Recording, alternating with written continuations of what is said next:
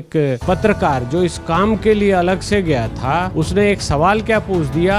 Sam Pitroda महोदय इतने भड़क गए, उनके समर्थन ऐसे भड़क गए कि उन्होंने प्रेस कॉन्फ्रेंस को थोड़ी देर के लिए डिसरप्ट कर दिया, उस पत्रकार का फोन छीन लिया, उसको मजबूर कर दिया कि वो उस पार्ट को डिलीट करे। गंदी मानसिकता है वो आपको साफ दिखाई दे रही है। अभिव्यक्ति की आजादी की ये बात करते हैं, लेकिन ये खुद अभिव्यक्ति की आजादी को बर्दाश्त नहीं कर सकते हैं। मैं अभी भी दावत देता हूं कि अभी राहुल गांधी अभी ये विषय उठाएं कि बांग्लादेश में जो हिंदुओं पे अत्याचार हो रहा है उसके बारे में वो इंटरनेशनल कम्युनिटी से as a leader of opposition सवाल करेंगे। राहुल गांधी से रिक्वेस्ट है कि उसको पढ़ें और राहुल शर्मा से माफी मांगे, या ये कहें कि कांग्रेस के जिन लोगों ने ऐसा किया या सैम पित्रोदा महोदय अक्षम हैं, वो जो इंडियन ओवरसीज कांग्रेस के लोग हैं उनको नहीं संभाल पा रहे हैं। कांग्रेस के अंदर उन्होंने ऐसे गुंडे मवाली टाइप लोगों को जमा किया हुआ है जो कि अभिव्यक्ति की स्वतंत्रता पे सीधा हनन करते हैं। तो उनके जो राहुल गांधी कहते हैं कि किसी से डरने की जरूरत नहीं है, हम तो मोहब्बत की दुकान खोलने आए हैं,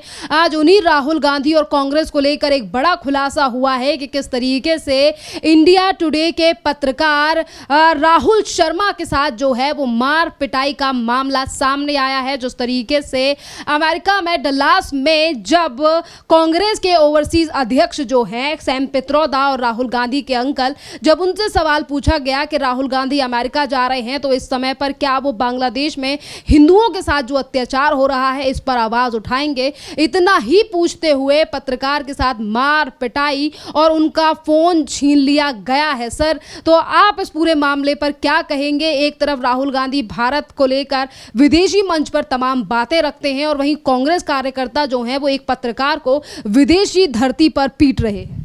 देखिए, ये कांग्रेस का ये चेहरा है, दोहरा चेहरा है। हमेशा ये ऐसी हरकतें करते रहे हैं और अभी भी कर रहे हैं। अब ये पकड़े जा रहे हैं। इन्होंने जो कहा मोहब्बत की दुकान चला रहे हैं, उसके अलावा भी जो ये बार बार पहले से बोल रहे हैं कि अभिव्यक्ति की आज़ादी का हनन हो रहा है और किसी को सवाल पूछने नहीं दिया जाता, तो सबसे पहले आईना उठाकर अपना चेहरा देखिए। जब एक पत्रकार जो इस काम के लिए अलग से गया था, उसने एक सवाल क्या पूछ दिया।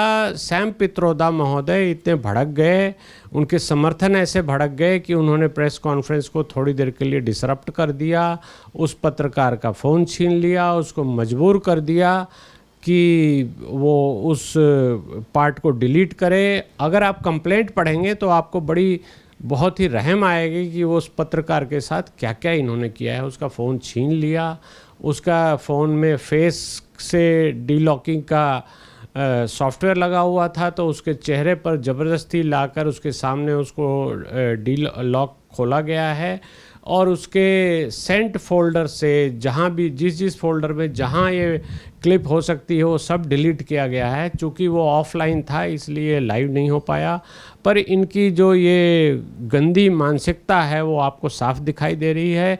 अभिव्यक्ति की आज़ादी की ये बात करते हैं, लेकिन ये खुद अभिव्यक्ति की आज़ादी को बर्दाश्त नहीं कर सकते हैं। सैम पित्रोदा से उसने सिर्फ यही पूछा था कि बांग्लादेश में जो हिंदुओं पे अत्याचार हो रहा है उसके बारे में राहुल गांधी साहब अमेरिका में कुछ सवाल उठाएंगे, कुछ बोलेंगे या नहीं बोलेंगे, सिर्फ इसके लिए उसको प्रताड़ित किया गया है।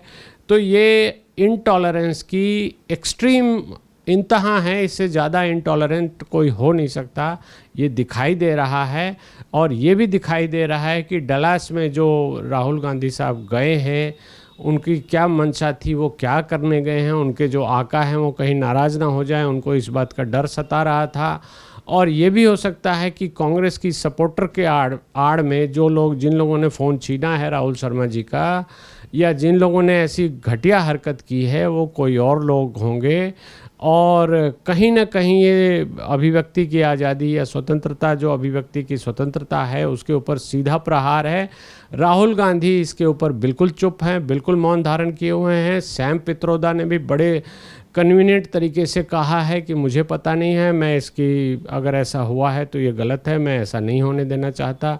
और ऐसे पत्रकार के साथ जो पहले भी उनका 1-2 बार इंटरव्यू ले चुका है, ये बहुत ही घटिया बात है, बहुत ही शर्मनाक है।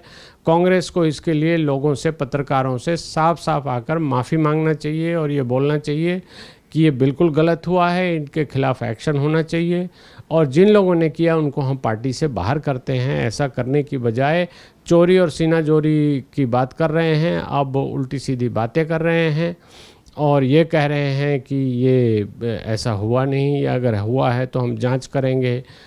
तो ये बहुत ही ऑब्जेक्शनेबल है। इस पर लोगों को गंभीरता से सोचना चाहिए कि कांग्रेस का ये क्या चाल और चरित्र है।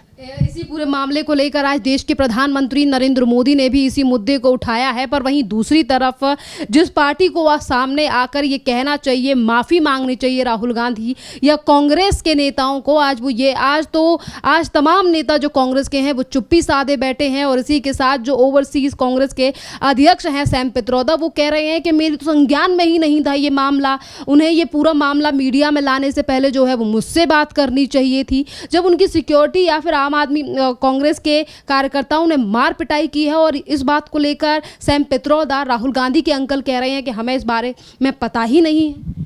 देखिए, ये बहुत ही दुर्भाग्यपूर्ण है। उनके सामने हुआ है, उनके इशारे पर हुआ है और उनके बयान को रोकने के लिए किया गया है। मैं अभी भी दावत देता हूं कि अभी राहुल गांधी अभी ये विषय उठाएं कि बांग्लादेश में जो हिंदुओं पे अत्याचार हो रहा है उसके बारे में वो इंटरनेशनल कम्युनिटी से as a leader of opposition सवाल करेंगे, उठाएंगे, हर प्लेटफॉर्म पे जाएंगे और बोलेंगे।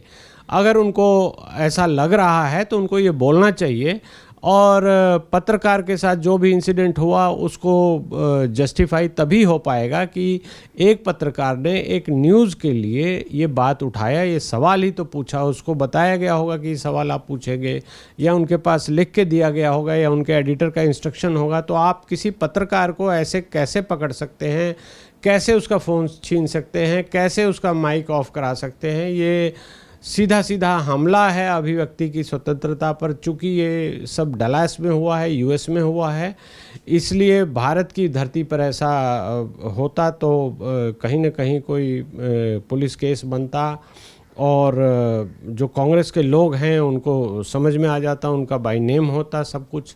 ऐसा हुआ नहीं है, इसलिए कांग्रेस के लीडर्स को चाहिए कि वो आकर सीधा सीधा कहें कि ऐसा माफ़ी हम मांगते हैं। दूसरी बात यह है कि हम बांग्लादेशी हिंदुओं के बारे में सीधा सवाल उठाएंगे, सबसे पूछेंगे, हर इंटरनेशनल प्लेटफॉर्म पे जहाँ भी हम जाएंगे या हमारा कोई लीडर जाएगा या जो हमारे राहुल बाबा जाएंगे वो इस सवाल को उठाएंगे, पूछेंगे, पुरजोर विरोध करेंगे। बांग्लादेश की सरकार क्या कर रही है उसका विरोध करेंगे।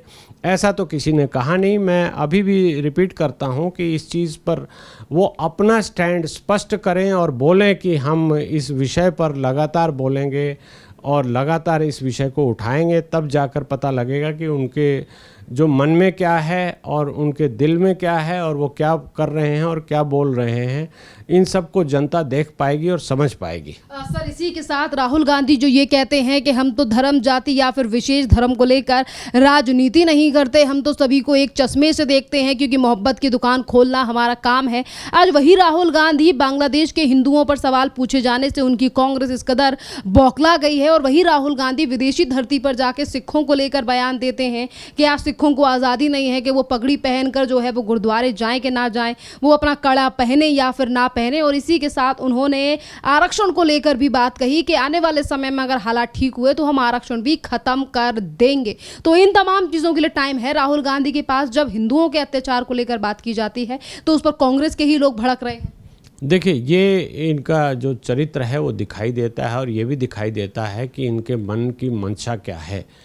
जब आप एक तरफ कहते हैं, जब भारत में होते हैं तो कहते हैं कि हम धर्म की बात नहीं करेंगे, लेकिन जिस ओपननेस के साथ, जिस कटुता के साथ आप सनातन धर्म का, हिंदू धर्म का विरोध करते हैं या हिंदू धर्म के ऊपर आक्षेप लगाते हैं या हिंदू धर्म को डिमीन करने की कोशिश करते हैं, आपकी मजाल है क्या कि किसी दूसरे धर्म के बारे में ऐसा बोलकर दिखा सके? मैं ओपन चैलेंज करता हूं कि एक लाइन भी बोलकर दिखा दें।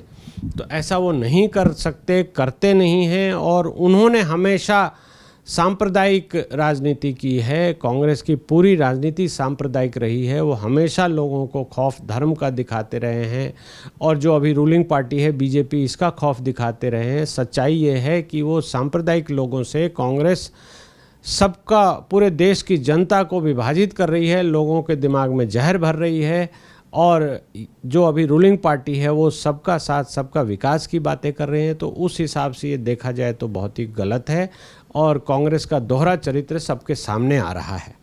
सर, एक मेरा सवाल ये भी है, जैसा कि प्रधानमंत्री नरेंद्र मोदी ने भी कहा आज कि राहुल गांधी जो विदेशी धरती पर हमेशा भारत को लेकर बयान देते हैं, विवादित बयान देते हैं, तो क्या वो विदेशी धरती पर भारतीय पत्रकार को पिटवा कर क्या वो इस तरीके से भारत की गरिमा बढ़ा रहे हैं? जो कांग्रेस ये बोलती है कि राहुल गांधी तो विदेश में जाकर अच्छे बयान दे रहे हैं, सही बयान दे रहे हैं, तो इस पिटाई से क्या उन्होंने भारत का मान बढ़ाया है पत्रकारों को पिटवा कर विदेश?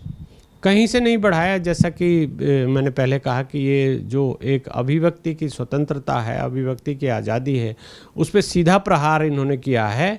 और राहुल शर्मा ने अपना पूरा स्टेटमेंट अच्छे से पब्लिश किया है। राहुल गांधी से रिक्वेस्ट है कि उसको पढ़ें और राहुल शर्मा से माफ़ी मांगे, या ये कहें कि कांग्रेस के जिन लोगों ने ऐसा किया, या सैम पित्रोदा महोदय अक्षम हैं, वो जो इंडियन ओवरसीज़ कांग्रेस के लोग हैं उनको नहीं संभाल पा रहे हैं।